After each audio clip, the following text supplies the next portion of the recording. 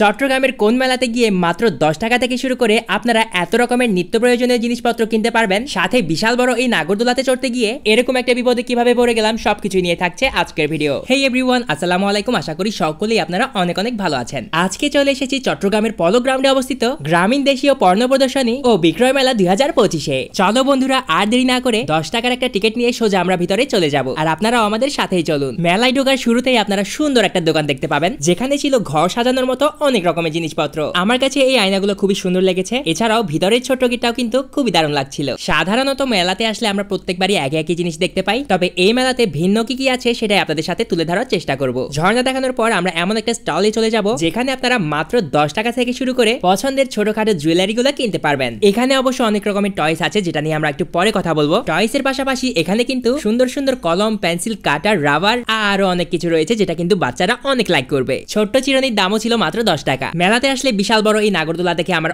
অনেক লোভ লাগে, তবে কখনোই এটাতে চড়ার সুযোগ হয়নি আমার, তাই আজকে ভাবলাম এটাতে চড়তে হবে। তবে তার আগে চলে গেলাম একটা টয়সের দোকানে, যেখানে আপনারা ছোট ছোট কিছু কিউট খেলা দেখতে পাচ্ছেন। আচ্ছা, যারা গৃহিণীরা আছেন তাদের জন্য একটা দোকান সাজেস্ট করি। আমরা এখন যে দোকানটিতে আছি, এই দোকানটা একেবারে মেলার শেষের দিকে কর্নারে অবস্থিত, যেখানে আপনারা পেয়ে যাবেন কম দামে বিভিন্ন রকমের নিত্য প্রয়োজনীয় জিনিসপত্র। তবে সেক্ষেত্রে দামাদামি কিন্তু আপনাদেরকে করতে হবে। চায়ের কাপ থেকে শুরু করে বাসন কোসন সবকিছু আপনারা পেয়ে যাবেন। যাই হোক, দোকানটা কিন্তু অনেক বড়। এরপর আমরা চলে গেলাম সেই নৌকার সার্কাসটার কাছে। আমি জানি না নৌকার দোলানো খাইতে এত ভালো লাগে কেন মানুষের কাছে, তবে আমার চোখ বারবার এই নাগরদোলার কাছে আটকে যাচ্ছিল। জানি না কতক্ষণে আমি এই নাগরদোলাতে উঠবো। তবে আমার বন্ধুরা বলছিল নাগরদোলাতে উঠার আগে মেলাটা একটু পুরোটা ঘুরে আসা যাক। এর মধ্যে আমি আবার একটা ডায়েরিও কিনেছিলাম। তো মেলার ওই পাশে দেখলাম যে একটা দোলনা, এই দোলনা চড়তেও নাকি টিকিট লাগে। আর এই জিনিসটা তো আপনারা অলওয়েজ মেলাতে দেখেই থাকেন, যেটা বাচ্চারা অনেক বেশি পছন্দ করে। এন্ড ফাইনালি আমরা নাগরদোলার টিকিট নিয়েছি। টিকিটের প্রাইস ছিল মাত্র 50 টাকা করে। দেন আমরা লাইনে দাঁড়িয়ে পড়ি কখন আমাদের সিরিয়াল আসবে। কিন্তু ভাইরে ভাই, উপর থেকে এটা কি নেমে আসলো, আমি তো পুরাই অবাক। তখনও আমি অনেক চিৎকার শুনতেছিলাম যারা কিনা নাগরদোলার ভিতরে বসেছিল।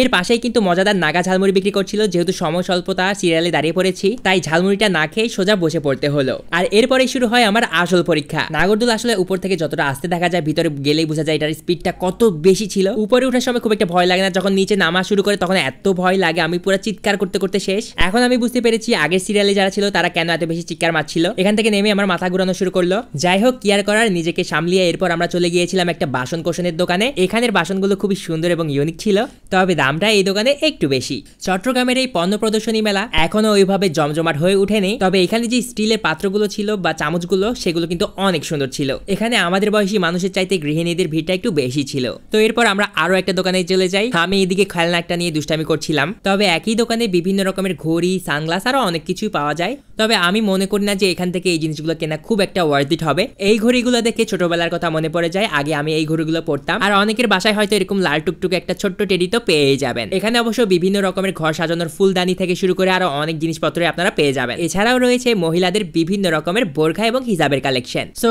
গরম অনেক বাড়া শুরু করে দিয়েছে সেদিন। সুতরাং এই ছিল আজকে মেলার ভিডিও। যদি আপনাদের কাছে আমাদের এই ভিডিওটি ভালো লেগে থাকে, তাহলে অবশ্যই আমাদের পেজটা ফলো করতে ভুলবেন না। দেখা হচ্ছে নেক্সট কোনো ভিডিওতে। সবাইকে আল্লাহ হাফেজ।